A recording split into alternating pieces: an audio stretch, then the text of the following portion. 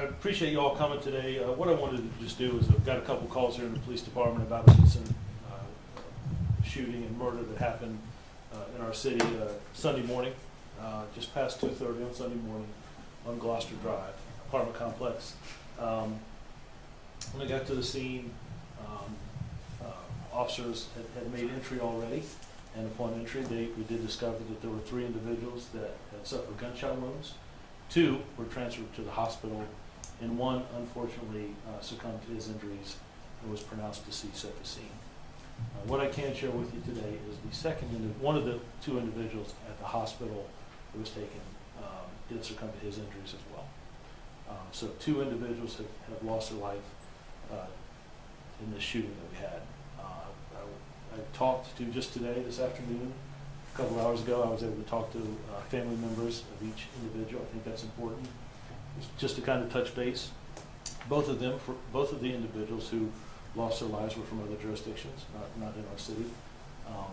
But I just think that's important to reach out to them and share a little bit of information, hear some of their concerns, their thoughts, their questions. And I wasn't able to give them a lot of answers, but I just want them to know that their family members matter, that they matter. So just kind of touching base, a little after 2:30, there was a call of shots fired inside a residence. Everything did take place inside the apartment there in Gloucester. We believe that this is not a random act, that this is an isolated incident that revolves around illegal substances and firearms. There's just not much more that I don't want the community to think there's just individuals running around our city doing these violent acts. This was, we believe that there's acquaintances or known individuals. We're still trying to piece some of that together. Autopsy took place, or was taking place this morning. We did some recanvassing of the community and the neighborhood this afternoon. The detectives have worked relentlessly. I think we even had this, I think Lieutenant Schmidt had to send a couple home because of how many hours they've been here. But that's just the dedication we have to this community. We'll give you the information, but Jesus was a 23-year-old individual. Last known address was Hampton, and Jude is a 27-year-old individual, adult male, who's also from Hampton. We'll be working with Hampton Police Department, sharing information. That's traditional. And I look at the big picture of where we're at. Nothing takes the place of a loss of life. Those individuals matter to me. Their families matter to me.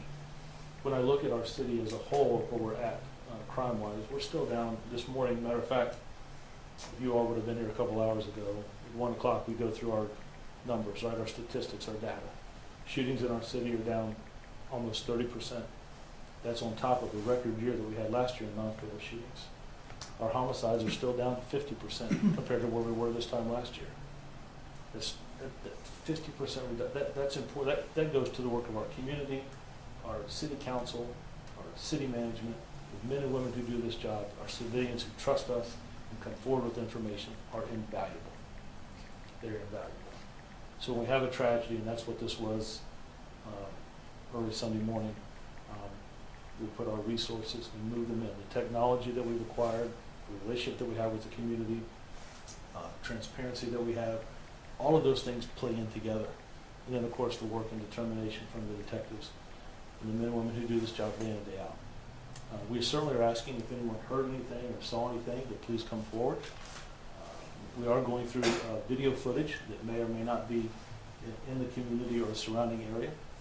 But we are asking if anyone, and I will tell you there have been several calls that have come in, some information. We're going to work through that. That's important. We're not going to leave any stone unturned. As you've heard me say before, it's like pieces of a puzzle. This is a good, strong community, good, strong citizens there that are talking with us, and I'm very, very appreciative of that.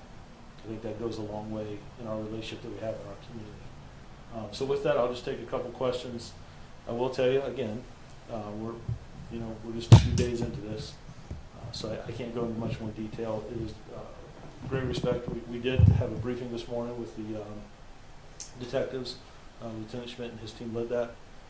Commonwealth Attorney was here as we talked through and went through cases and scenarios and theories and ideas, and then talked about next steps. So I'll be glad to take a couple questions, but I can't go into too much detail, just out of respect for the case individuals and their families. Did you have the identity? You started to identify Jesus and Jude. Yes. So do you have the full identities of? Yes. Lauren will send that. Yeah, we're going to send that out to you. I talked to mother of one and sister of the other this afternoon. That's just something that, for me, I think that's important. The third person that was shot, can you give us an update on their condition, and can you say, like, what relation they may have to all of this? I mean, are they considered the suspect, or are they the victim? Are you guys still looking for an outstanding suspect? So we are still looking for suspects. I will tell you the individual, I got an update on today. I think they either tried to talk to him this morning or late yesterday evening, but stable, seriously injured, but he's stable. But they either talked with him late yesterday evening or early this morning. I don't want to say it wrong, but he is stable. So both of them were hospital. Both of the two that were not initially deceased were taken to the hospital. So one individual was deceased inside the apartment complex, Right. inside the apartment, and two individuals were transported to the hospital. One of those two later succumbed to his injuries at the hospital. When did he die? I'll send you the time when they pronounced, but he underwent some surgeries there, but I'll get you that information. Sometime yesterday, or? I'll get it to you. That's Do you right. believe any of the three people? One of the reasons we're going to make sure we notify next of kin before we put something out like that. Do you believe any of the three people who were, I guess, now died, and the other person who was injured, did they fire shots? So there was, certainly there was gunfire inside the residence. I don't want to go into what was always recovered. You've heard me talk about a couple things that we think this might be related to, so that might give you an idea. But I'm not going to go into who we think did what or what actions. We're trying to piece all that together, and then when they do the other reason is when we do the interviews and ask those questions, I don't want to bias anyone by, well, you put it out in the media, so it must be. So I just got to be careful on how far I go with that. So would it be fair to say then that charges could be following for eventually while we're trying to figure everything Yeah, out? so it would be remiss of me to say that we're ruling this out completely and that out completely. One of the reasons that I'm talking to you so early is I wanted to squash some rumors.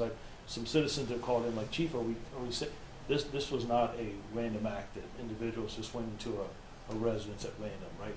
We believe that there was some association, some known individuals for reasons for being there. So that's one of the reasons I wanted to clear that up.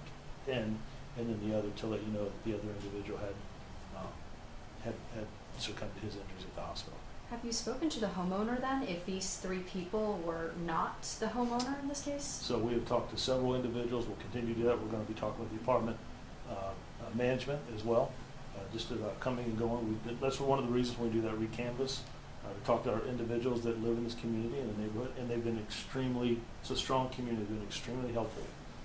But yes, we have talked to the individuals who own the apartment. And while I still highly doubt it, we couldn't fail to notice that this was the same street that the 17-year-old teenage boy lost his life only a few houses down back in September. Those two cases have no correlation with each other. There's no relationship whatsoever. We're certainly going to work with our federal partners for some type of different types of DNA and ballistics, if you will. We have some federal partners in a state lab that can do some different testing. Besides the technology that we have here in the department, our NIVEN system that can do comparisons, but nothing at all points to those two cases of being anywhere at all closely related. This was a very, very, this was a very, very direct situation that occurred of what was going on inside that apartment and what happened inside that apartment with individuals that we believe had an acquaintance or knew each other. Will there be increased patrols in this area? So that's an area that we always patrol. This, like I said, 2:30, 2:40 in the morning. I wish we could turn the clock back and had a crystal ball to tell us where to be. But I think that the South Precinct has done a really good job in patrolling the neighborhoods we have there. You mentioned one of the shootings, homicides that we had earlier in the year. But again, when I look at it, and I say this as a data-driven and evidence-based, where are we at today? We have a 50% reduction in homicides in our city, a 30% reduction in non-fatal shootings. But I'm also cognizant that those data points are people, communities, and neighborhoods, and they matter to me. So we're gonna use all the resources that we have. Like I said, we briefed with the Commonwealth Attorney this morning. Our federal partners, state lab, forensics, will go back through there again. We'll get some information back from the autopsies this morning, and we'll continue. We'll probably have another meeting tomorrow, just about where we're at and what are the next steps. And then I promise I'll stop asking so many questions, but you said illegal substances. Is this drugs specifically? And if they are drugs, and where do we stand on the fight against drugs in this community? So what I will go so far to say, without jeopardizing anything, is that with firearms and narcotics, that's always bad chemistry. We talk about illegal substance, I am talking about narcotics and drugs. But when you mix those things together, things happen. So that's one of the angles that we're looking at, but I don't want to go down a road too far into. I want the detectives to have the time to do their investigations, the interviews, but I will tell you that there were items that were recovered from the scene. Are there any minors at all involved No. in this? No, we went to adult. Just To use the term suspects plural, so you think that it was more than one shooter? Now, I'm not going to go into that suspect or suspects in this case. I'm not going to. I'm not going to jeopardize anything about interviews that could be taking place this afternoon. to clarify, the 3 people shot, they did not live at this park, correct? So I'm going to, the fine line of what is someone, if you're staying there for an extended amount of time, if you're living there, don't want to go into that too much until they whittle that out and get some strong, how long was this individual here, how long could they have been there, I did one other question, just somewhat off topic, but since you brought it up, do we have any update on the 17-year-old who was shot, killed there? So what I wanted to, so right now, both of those cases are still open and active. There has been a lot of progress, and I will tell you, in both of those cases, there's a lot of information that goes through social media, and I'll probably get this wrong, but Instagram and the Facebook and all the litany of different social media, a lot of search warrants are being completed to go through that process with technology, and that takes a lot of time. When you start reading text messages and emails that are forwarded, it takes a long time to get through that. So, is there progress? Absolutely, absolutely. But still no one arrested, correct? Now, we would notify you as soon as they're arrested. After the family, you all would be the first we would notify. So that's just kind of what I wanted to do today, is I wanted to put the community at ease. I wanted to share with you kind of where we're at. I wanted to thank the community for how quickly they have come forward and the cooperation we've had in this case. Regrettably, we did have a triple shooting where 2 individuals lost their lives. But I will tell you, the residents in that neighborhood have been very, very supportive, and that's important and appreciative.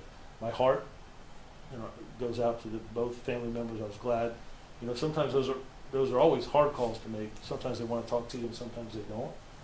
I will tell you, we had really good conversations, and they were both very, very appreciative of the feedback. They had already talked, I think Lieutenant Schmidt and his team, they had already talked to the case investigators, but just getting a call and having a good conversation. I was appreciative that they allowed me some time to share. Okay? We're going to stop there. We'll send the other information out on names and ages of